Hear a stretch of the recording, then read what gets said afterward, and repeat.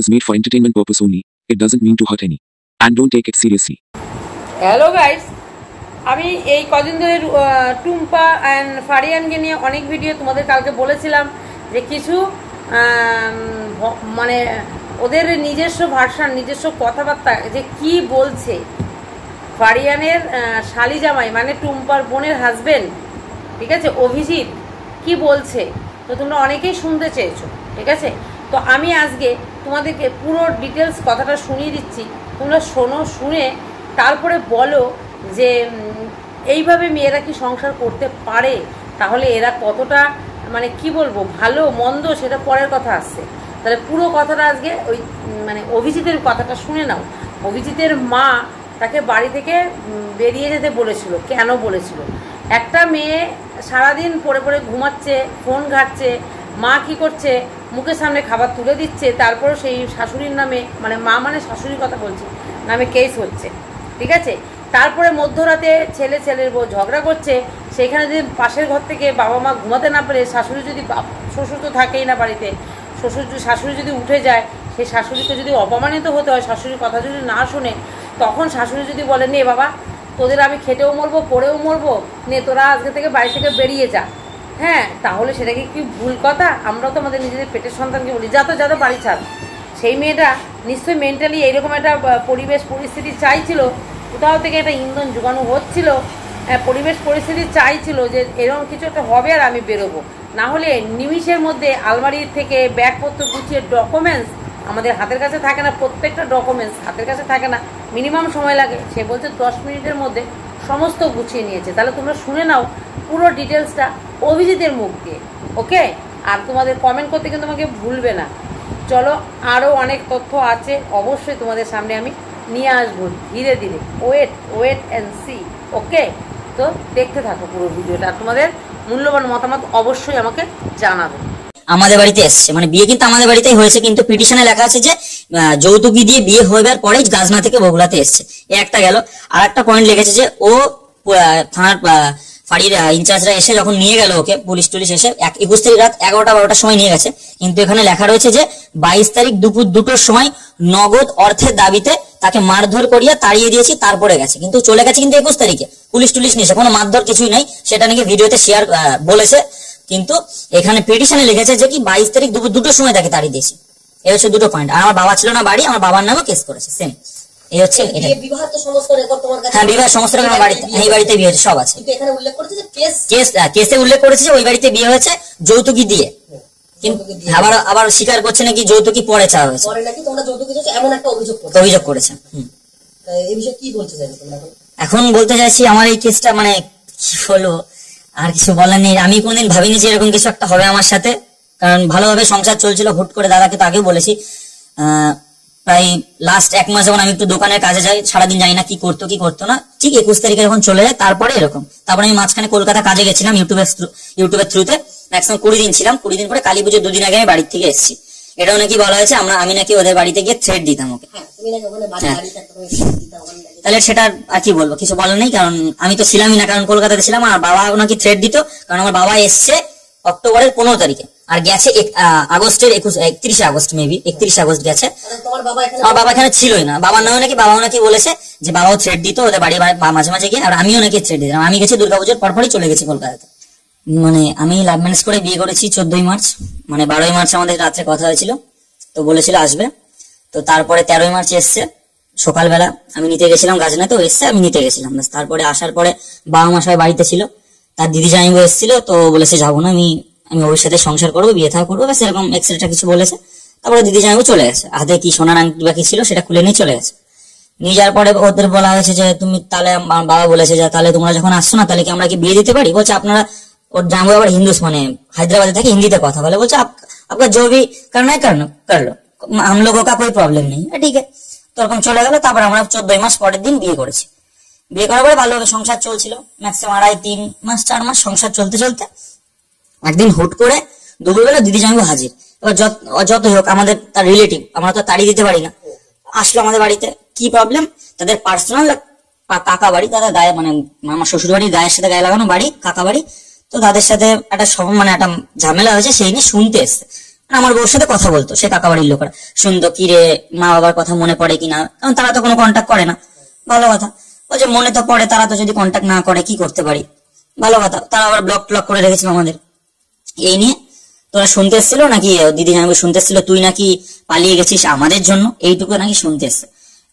ওর বোন বলেছে কই না তো, বলছে তুই নাকি আমার কাকা কাকিকে বলেছিস, কাকা কাকিদের বলেছিস নাকি এই নিয়ে বাড়িতে খুব অশান্তি হচ্ছে, তো জামাইবাবুকে তো থাকতে দেবে না, তো জামাইবাবুকে নিয়ে মানে বাইরের ছেলে আবার মুসলিম ও জামাইবাবু, এই নিয়ে একটা সামঞ্জস্য করার পরে চলে গেল। ভালো, আমরা মিষ্টি টিষ্টি দিল, খাওয়া দাওয়া করে বেরিয়ে গেল। আর বললো যে দেখছি বাবাকে বলি যদি মানার ব্যবস্থা, যখন বিয়েটা হয়ে গেছে 4 মাস যখন সংসার করছি, ভালো কথা। এভাবে চলে গেল। এবার টুকটাক ওই দিন থেকে 4 মাসের পরে ওই দিন থেকে টুকটাক কথা বলা শুরু হলো দিদির সাথে, বোনের। কথা বলার পরে বলতে বলতে ম্যাক্সিমাম 15 দিন পর এ কথা সে কথা করতে করতে আমার বাবা মা বলেছে তাদের গার্জিয়ান আসলে আমরা তাদের যেতে দেবো না তাদের বাপের বাড়িতে। ভালো কথা। তার বাবাকে আর তার বাবার একটা বন্ধু, ওর দিদি আর জামাইবাবু 4 জন এসে আমাদের 2 জনকে নিয়ে গেছিল। গেলাম, যাওয়ার পরে দুদিন থাকার পরে চলে আসলাম বাড়িতে। এরকম শুরু হলো যাওয়া আসা, ম্যাক্সিমাম 2 মাস মেনেছিল, 2-2.5 মাস মানার পরে, মানে জুন জুলাই আগস্ট 3 মাস মেনেছিল। এরকম মানতে মানে যখনই মাঝে মাঝে ফোন করে আসতে হবে, আমি আমার কাজে ব্যস্ত থাকি, আমার আবার ইউটিউব চ্যানেল একটু ম্যানেজ করতে হয়, এই নিয়ে যখন ফোন করে তখন আসতে হবে, যখন ফোন করে তখনই আসতে হবে। মাঝে মাঝে মানে অনেকবার, ম্যাক্সিমাম একটা শ্বশুর বাড়িতে 1 মাসে যতবার যায় তার থেকে বেশি যাওয়া হয়েছে, ঠিক আছে। তো এই নিয়ে আমার অত যেতে ভালো লাগে না। আমি ওকে বোঝাই, দেখো সবসময় আমার ফ্যামিলিও বোঝা যায় অতবার গেলে আদর জিনিসটা থাকে না, সবাই বলে একটা লিমিট থাকে, সামনে পুজো আসছে এই নিয়ে ভালো কথা। এবার হুট করে তারপরে আমার বউ ততদিন ফোন ছিল না, ওর ফোন আমি আনতে বারণ করেছিলাম। তো এরকম 2-2.5 মাস মেনে নেওয়ার পরে তারপরে আমি একটা ফোন OnePlus এর ফোন কিনে দিই, ম্যাক্সিমাম দুর্গাপুজোর 2-3 মাস আগে, ওই জুলাইয়ের লাস্টের দিকে, মেবি জুলাই জুনের মাঝখানে কিনে দিই। তো টুকটাক কথা বলে, ভালো কথা। বলতে বলতে কথা বলার পরে বলে আসি। আমি তখন আবার একটা দোকানে থাকতাম, আমার দাদার মোবাইলের দোকান, কলেজের সামনে মুভিজন, তার দোকানে থাকতাম। আর সারাদিন ওই লাস্ট 1.5 মাস দোকানে ঢুকেছি প্রথম। আর আমি তো সারাদিন সকাল 9টায় চলে যাই, দুপুর 2টায় আসি খেতে, আবার 4টায় চলে যায়, আবার রাত 9টায় আসি। এই টাইমটাকে আমি পেতাম না। বাবা দেখি সব ভালো ছিল, সারাদিন কি করছে আমি দেখতেও পাচ্ছি না, কি করছে জানি না। এরকম দুপুরে আসি, খেয়ে দিয়ে কিছুক্ষণ রেস্ট নিয়ে স্নান টান করে আবার চলে যায়। এইভাবে 1.5 মাসের পরে লাস্টে যখন এবার টুকটাক একটা স্বামী স্ত্রীর মধ্যে অশান্তি, আমাদের কোনো অশান্তি নেই, না কোনো গালিগালাজ, না আমার ওয়াইফ কোনোদিন বলতে পারবে যে তার আগে কোনোদিন হাত দিয়েছি, কোনোদিন বলতে পারবে না। তো এটাই এরকম খুঁটিনাটি ফোন নিয়ে, হ্যাঁ কি কথা বলো হ্যান ম্যান, 24 ঘন্টা ফোন। আর আমার ওয়াইফ কোনো কাজ মাস পারে না আর করেও না। হ্যাঁ, এইবার 21 তারিখ রাত্রেবেলা ভালো কথা 1 থালি রুটি মুটি খেয়ে একটা শুতে যাবো। শুতে যাওয়ার সময় বসলাম, আমি আমার জিজ্ঞেস করি সারাদিন কি করলে, কি বৃত্তান্ত। তো ওই দিনই লাস্ট আমি দোকানে গেছি, তারপর আর দোকানে যাইনি। তো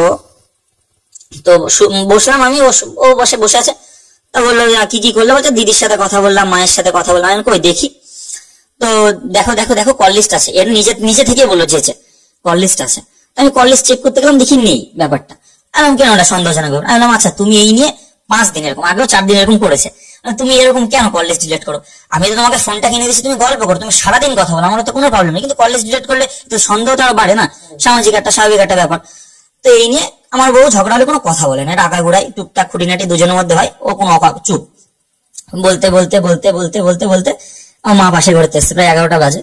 বাবা নেই, বাবা তো মুম্বাইতে কাজে গেছে কুমার শানু। তো মা এসে বলছে তোরা কি শুরু করিস, তোরা রাত্রেবেলা চেঁচামেচি করছিস।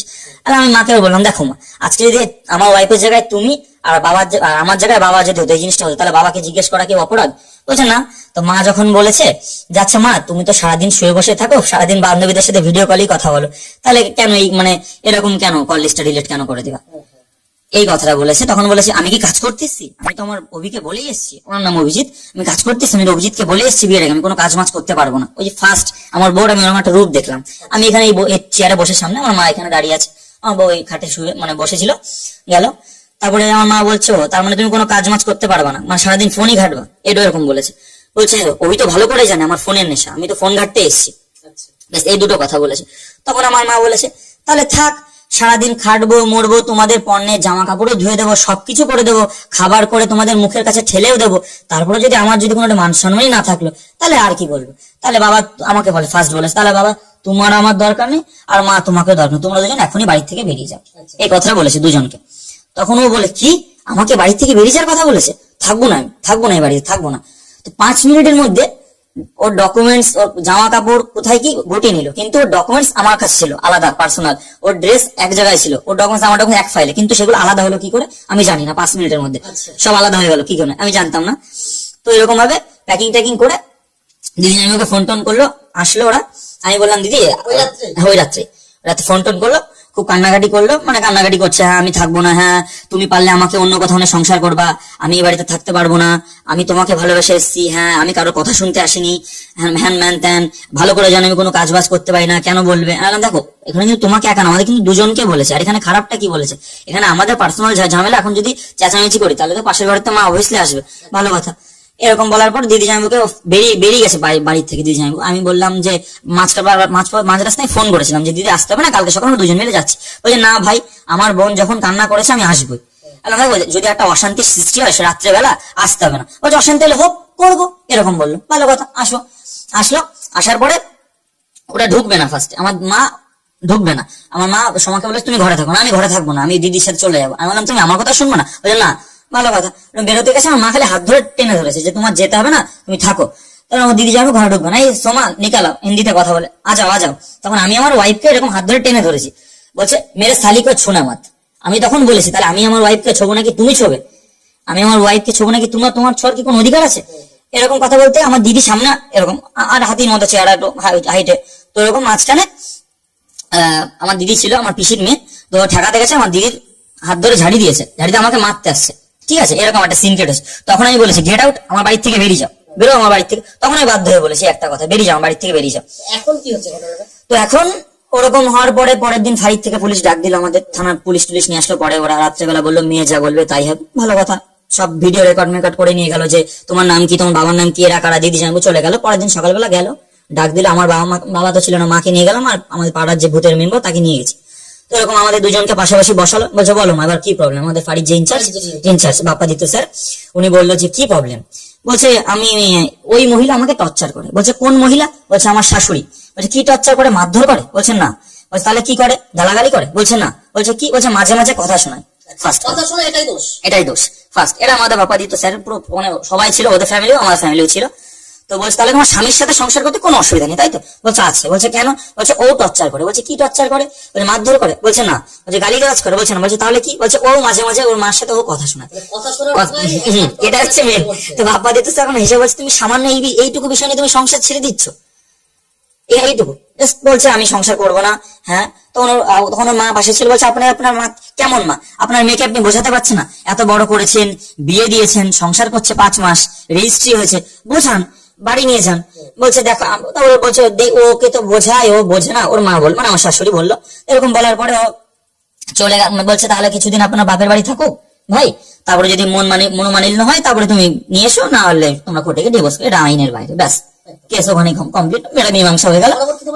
পরবর্তীতে 25 তারিখে আমি গেছি, 22 তারিখে কেস, 25 তারিখের দিন আমি গেলাম। 3 দিন পরে আমার খুব খারাপ লাগছিল, আমি একটু ডিপ্রেসড হয়ে গেছিলাম। তারপরে আমি গেছি ওকে আনতে, আমার দাদার বৌদি আর আমি 3 জন মিলে গেছি। আসেনি না, শাখা সিঁদুর সব ফেলে দিয়েছে, আসেনি, ভালো কথা, চলে এসেছি। ওই 25 তারিখের পরের থেকে এই অক্টোবরে 25 তারিখ গেল, 1 মাস কোনো কন্ট্যাক্ট নেই। এই জগদ্ধাত্রী পুজো 5 তারিখে কমপ্লিট হলো। 6 তারিখের দিন আমার বাড়িতে দুপুরবেলা পুলিশ আসে, হাসখালি থানার থেকে পুলিশ এসে বলে তোমার ওয়াইফ তোমার নামে কেস করেছে, কেস করার পর তোমাকে এখন যেতে হবে। ভালো কথা। আমি খাচ্ছিলাম, দুপুর সব ঘুম থেকে উঠেছি, আর আগের দিন অর্কেস্ট্রা ছিল পাড়াতে। তো গেলাম, ওখান থেকে ধরে নিয়ে গেল। পরের দিন 2 দিন পরে কোর্টে তুললো, কোর্টে গেলাম, ওখান থেকে জামিনে এসছি। আপাতত এখানে সেকশন যেটুকু জানি, বধূ নির্যাতনের কেসটা দিয়েছে আর যৌতুকের কেসটা দিয়েছে, কিন্তু বিয়ে কিন্তু আমার বাড়িতেই হয়েছে। সব সাক্ষ্য প্রমাণ, ভিডিও রেকর্ড, ফটো সব আছে, কিন্তু লিখেছে যৌতুকের কেসটা কোথা থেকে আসছে? সেটাই তো কথাটা হচ্ছে, ওটাই, বিয়ে তো আমার এখানে হয়েছে, যৌতুকটা কোথা থেকে দিল, এই হচ্ছে প্রবলেম আপাতত। আমি এখন মেন চাইছি এই যে একটা কেস, একটা হ্যারেস, এটাই আমার কষ্ট, তাছাড়া কিছু না। তুমি কি ফিরিয়ে আনতে চাও তোমার বউকে? এখন মেন ব্যাপার, বিয়ে তো আমি তাকে ভালোবেসেই বিয়ে করেছি, যদি ফিরে আসে অবশ্যই আনতে চাই। কেন সেটা মানে না বলবো না কখনো, কিন্তু সে যদি ফিরে আসছে অবশ্যই আনতে চাইবো, কখনো না করবো না। কারণ আমি চাই না যে আবার আর একজন এসে করি, কারণ অবশ্যই আমার বাবা মার একটা মান সম্মান আছে, আমার একটা মান সম্মান আছে। তো মেন ব্যাপার সেটা না, কথাটা হচ্ছে যে তার প্রতি যে একটা বিশ্বাসটা ছিল না, সেই বিশ্বাসটা অনেকটা পুরোটাই ভেঙে গেছে, এই হচ্ছে মেন প্রবলেম, তাছাড়া কোনো কিছু না। আমার নাম অভিজিৎ সরকার, তোমাদের বাড়ির ঠিকানাটা? বগুলা কলেজ পাড়া দক্ষিণ, বগুলা নদিয়া। বিয়ে হয়েছিল তোমার? গাজনা বিয়ে হয়েছিল, মানে বাড়িতে বিয়ে হয়েছিল, কিন্তু বাবার বাড়ি গাজনা, শ্বশুর বাড়িটা? শ্বশুর বাড়ি গাজনা। কি নাম? সোমা বিশ্বাস, বাবার নাম আমার শ্বশুর নাম তরুণ বিশ্বাস। পারিবারিক গন্ডগোল, স্বামী স্ত্রীর অশান্তি, বিবাহ হচ্ছে, মেয়েটা থাকতে চাইছে না। মেয়েটার অভিযোগ তার স্বামী শ্বশুর শাশুড়ি তাকে অত্যাচার করে, সে আর এখানে যাবে না। যদিও এটা আশেপাশের লোকেরা বলেছে একদমই মিথ্যা কথা, ও থাকতে চাইছে। হ্যাঁ, ছেলের বাড়ি আশেপাশের লোক একদম মিথ্যা কথা বলছে, সাজিয়ে গুছিয়ে। আর চেহারা ভালো, দেখতে সুন্দর, মেয়েটা যথেষ্ট সুন্দর এবং টাকা পয়সাও আছে। যেমন ছেলেটা একটুখানি গরিব মানুষ, সেই জন্য বোধহয় থাকতে চাইছে না, আমাকে করছে না। মেয়েটা ডিভোর্স করবে, কেস করেছে। আমাদের একটাই কথা, আমরা রক্ষা সমাজ কল্যাণ মহিলা সমিতি বগুড়া থেকে এসেছি, আমাদের একটাই কথা যে কেসটা তুলতে হবে আর আমরা ডিভোর্সের দিকে এগোবো। ঠিক আছে, সংসারে যাবেই না, ওদের সমস্যা, ও কিছুতেই সংসার করবে না। এখনকার মেয়েদের যেরকম হয় আর কি, ডিভোর্স। আমার নাম টুনি, বগুড়ায় কলেজপাড়ায় থাকি। রক্ষা সমাজ কল্যাণ মহিলা সমিতি বগুড়া কলেজপাড়া।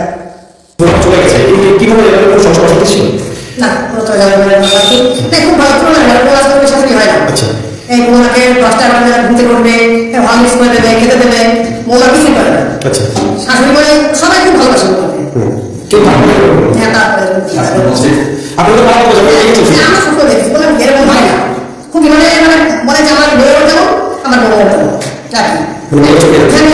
সবসময় মানে খুবই ভালোবাসি, খাওয়া দাওয়া ব্যাপার সব থেকে ভালো। হ্যাঁ, ঘুম থেকে উঠে আমার বউ এখন ঘুরা খাবে, এখন আর বউ হরলিক্স খাবে, ওই গ্লাস করে। আর বউ বুঝতে পারছি ছেলে তো বউ